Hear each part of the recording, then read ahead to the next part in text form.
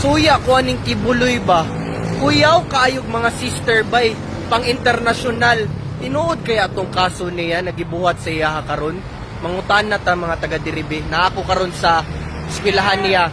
Hello, kanang taga JMSF ka? JMC. Ang tinuod kaya tong kaso niya. Kanang di ba na ito yung mga kaso na itong mga sister niya, na mga gwapa na mga sister, mga taga-internasyonal, nagkaso siya, grave, tinood ka to? Dili to tinood? Pero, kuyaw siya mga sister. Balilaan yung mga ano sir, may sir. Administrative mo? Dili po, by ministry. By ministry. So, sa may maingon mo? Dili sa matawag sister kay pastoral, igsoon ako kita na sir. Igsoon mo tanan. Dili, okay, mali to akong word na sister. Kanang naamagod siya yung mga, siguro, chicks niya. Tama ba tong term? Dili po sir, balik kaayo ang term. Dili to chicks niya. Feeling man gud ako chick boy siya.